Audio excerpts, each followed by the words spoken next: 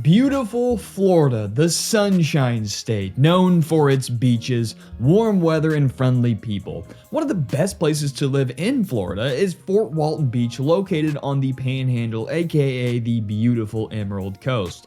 It's a small city located in Okaloosa County. Fort Walton Beach is a great place to live, but like any other place, it has its pros and cons. In today's video, I will be discussing the pros and cons of living in Fort Walton Beach so you can decide for yourself if this is the right place for you.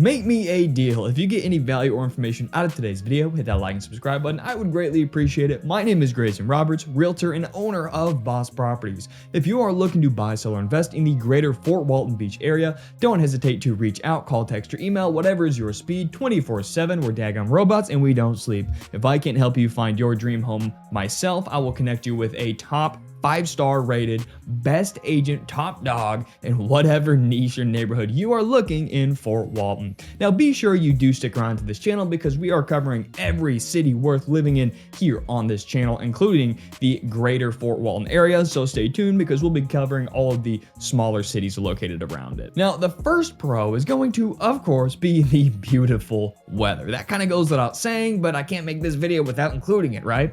Anyway, one of the best things about living in Fort Walton Beach is the weather. The city has a subtropical climate, which means that the weather is warm and sunny most of the year. This makes it the perfect place for people who love spending time outdoors. Summers can be hot and humid, but the winters are mild and comfortable. That's why I personally like the geographical positioning of the Panhandle versus down south, like let's say St. Pete or Fort Myers or even Miami. Because in the winter, you can still do your outdoor activities. You can still swim. You can still go to the beach. The water's going to be cooler. You're going to be hovering in lower average temperatures.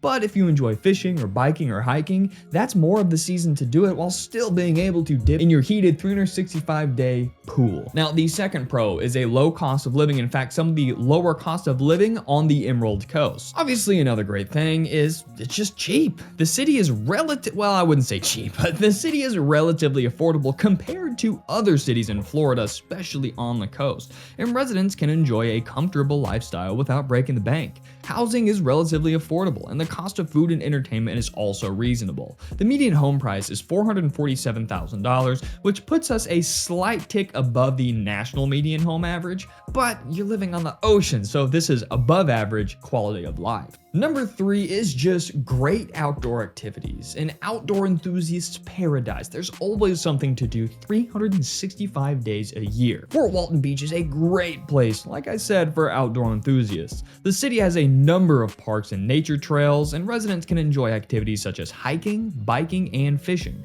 The beaches are also a great place to relax and enjoy the sun. And if you would like to know more about all of these topics, including cost of living and just things to do and places to see and beaches to visit, you can check out my formal moving to video on Fort Walton Beach. This is just kind of brushing over the pros and cons. Now let's get into the second segment of today's video, and that is going to be the con. Now, con number 1 is a hurricane risk, and I include this in all of these Florida cities, and I also include this map to show you the history. How many hurricanes have hit this area in the past to kind of give you a future indicator of the likelihood of, hurricane risk, really.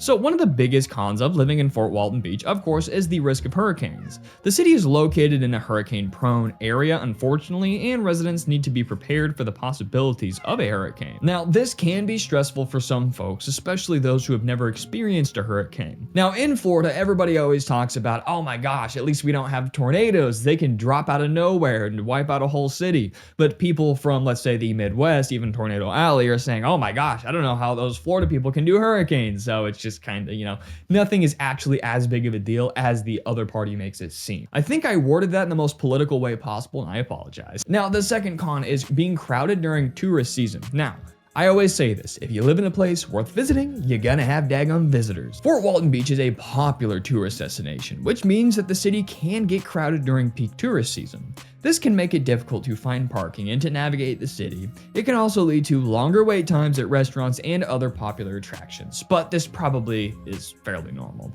Although I will say on non-peak tourism seasons, the Emerald Coast is pretty fair game. And the last con, at least on my list today, is going to be the limited job opportunities. Now, I always also say this: if you're looking to move to a beach town, you're not going to land the next law firm job, right? You're going to have to go to places like Tallahassee, Orlando, Tampa, or bigger areas, maybe even Pensacola, right?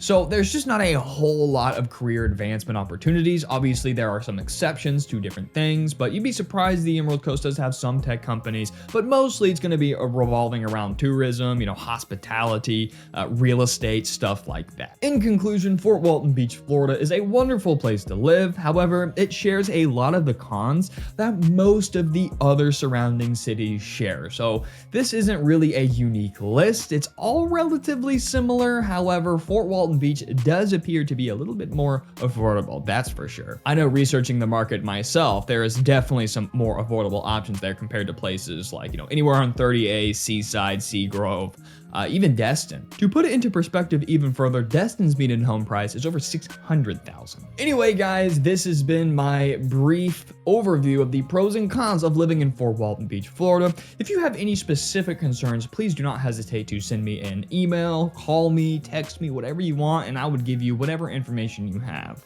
I just got an email from someone wondering how they can get into real estate with low and no money down, and I said, hey, great question, let's talk about it. So if that sounds like you, get in contact with me. All right, guys, I will see you in the next Fort Walton Beach video.